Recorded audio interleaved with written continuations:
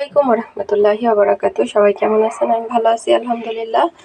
তো আরেকটা নতুন ভিডিওতে সবাইকে স্বাগতম। আজকে রান্না করব হচ্ছে লাল শাক। লাল শাকটা অনেক সুন্দর, মাশাআল্লাহ, দেখে অনেক ভালো লাগছে। টাটকা একটা লাল শাক। তো হচ্ছে চিংড়ি মাছ দিয়ে ভাজি করব। চিংড়ি মাছ এখানে বড় চিংড়ি মাছ, তো এই জন্য ছোটো ছোটো করে কেটে নিয়েছি। হ্যাঁ, তো চলেন রান্নায় চলা যাই। তো কড়াই বসায় দিলাম, এবার দিয়ে দেবো তেল। প্রথমে চিংড়ি মাছগুলো ভাজা নেব।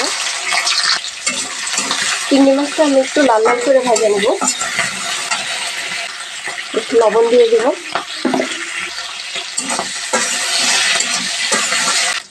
তো এই যে চিংড়ি মাছটা আমার লাল লাল করে ভাজা হয়ে গেছে। এখন দিয়ে দেব হচ্ছে পেঁয়াজ কুচি। পেঁয়াজ কুচিটাও একটু চিংড়ি মাছের সাথে ভাজা নেব। দিয়ে দেবো কাঁচামরিচ, এটাও একটু ভাজবো। তো পেঁয়াজ চিংড়ি মাছ আমার সব ভাজা হয়ে গেছে। এবার শাকগুলো দিয়ে দেবো। তো আমি হচ্ছে আরেকটু লবণ দিয়ে দিব, যেহেতু আমি প্রথমে চিংড়ি মাছ ভাজার সময় লবণ দিছিলাম।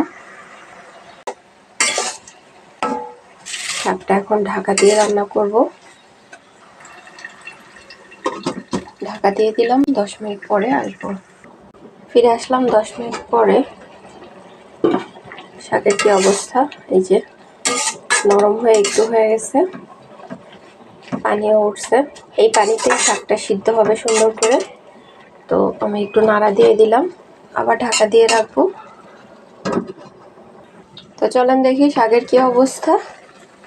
এই যে ঝোলঝোল রয়েছে একটু। তো ঝোলঝোল আমি ঝোলঝোলে রাখবো, সমস্যা নেই। ঝোলটা বেশি টানাবো না। শাকটাও একদম সুন্দর নরম হয়ে গেছে। হ্যাঁ, এখন হচ্ছে নামাই দেবো। শাকটা হয়ে গেছে। তো এই যে টাটকা লাল শাক ভাজি করলাম চিংড়ি মাছ দিয়ে ঝোলঝোল করে। তো এরকম কার কার পছন্দ সবাই জানাবেন কমেন্টস করে। আবার দেখাবো অন্য কোনো ভিডিওতে। সে পর্যন্ত সবাই ভালো থাকবেন। আল্লাহ হাফেজ।